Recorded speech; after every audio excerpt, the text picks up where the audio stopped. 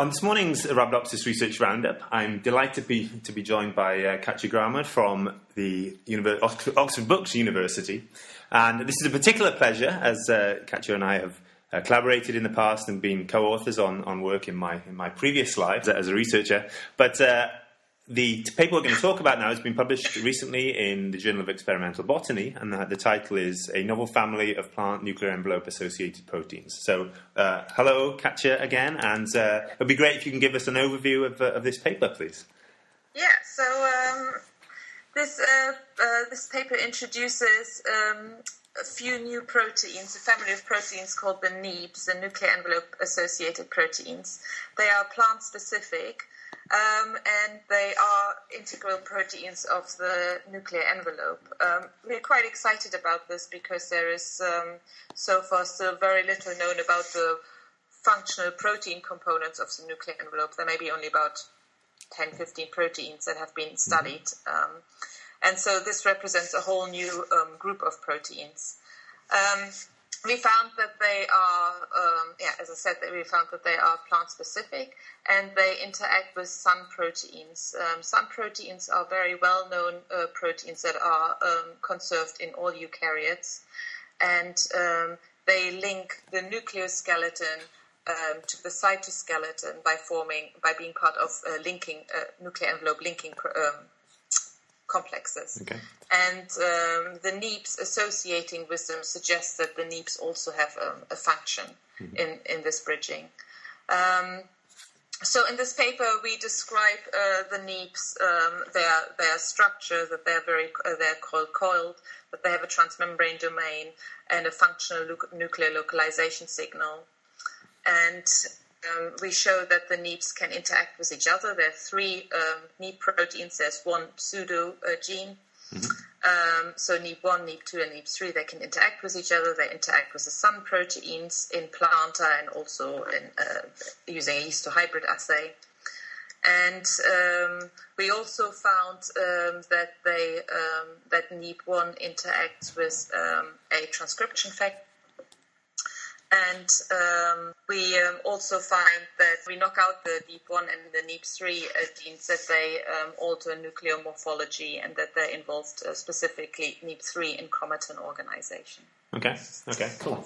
So thinking about the mutant stuff you just mentioned, so you mentioned the NEP1, NEP3 knockout. Did you try and obtain a triple mutant to see if those plants are viable, or whether there's real redundancy between the function of these proteins?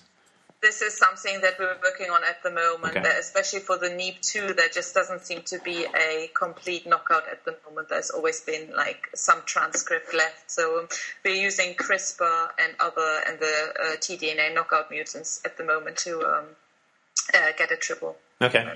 So this is an area I know that, as you mentioned, not a lot is known in plant systems particularly. So, but of course, all eukaryotes have a nucleus, and it's pretty much the same kind of shape. So why are there these plant-specific proteins that have this function which seems to be conserved throughout all eukaryotes? There are, so as I said, so these are plant-specific. It's interesting that they're called coiled. There is definitely a role for coiled proteins in maintaining nuclear structure.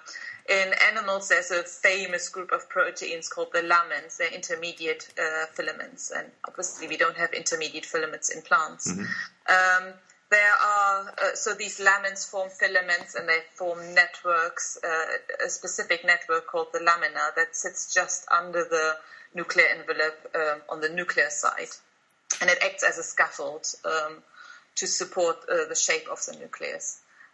In plants, we also have this scaffold, or it's been shown by electron microscopy that it's there, but we don't know what it is made up of. So, as I said, plants don't have lamins, but plants have proteins that are also highly filamentous and nuclear. One group of family is called the crowns, for crowded nuclei. Okay.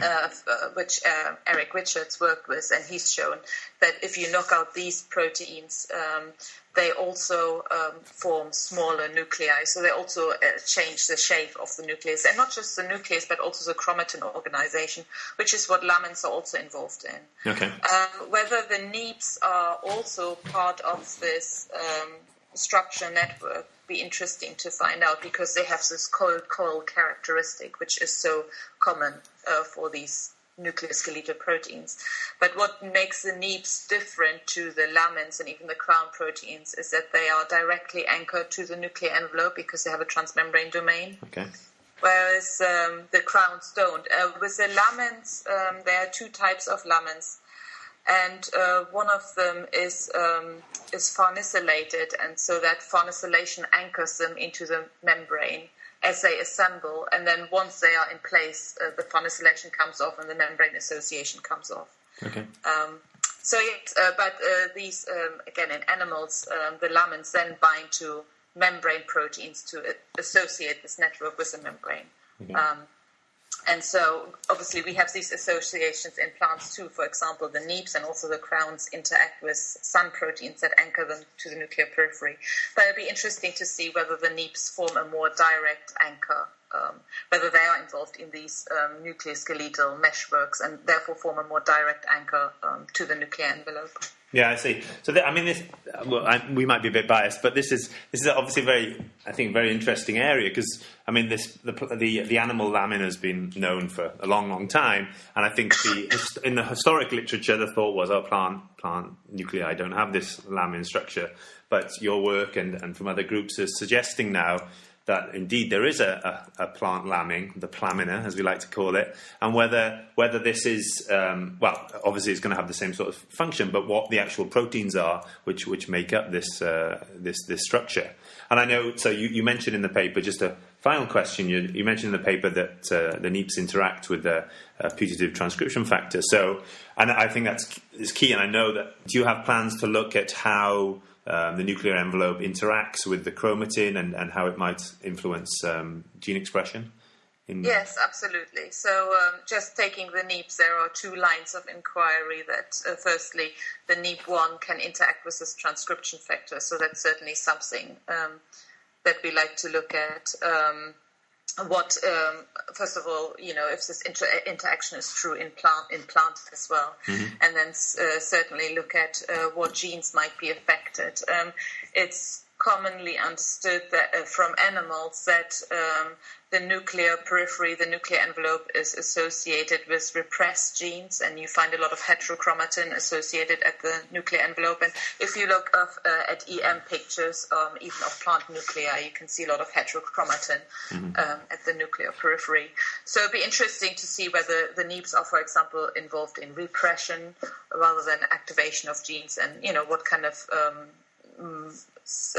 plant processes, developmental processes, signaling processes this might be involved in. Absolutely. And the second line of inquiry would be, as we found with specifically the NEEP3 mutant, that it changes chromatin organization. So we see a lot more chromocenters, and they're a lot smaller. And chromocenters obviously are part of heterochromatin, of repressed chromatin. So again, to see whether the NEEPs, the nuclear periphery, is involved in chromatin organization as well as gene activation or repression. Okay, absolutely. Yeah. So, well, thank you very much, Katja. As I said, I think this is an exciting area, and there are over the last couple of years more and more papers addressing the role of the nuclear envelope, the nuclear pore complex in plants. Specifically, that's something that's been lacking definitely over the last decade or so. So I think it's going to be an exciting time, and no doubt you will be in the forefront of these investigations. So thanks very much for talking to us today. Thank you.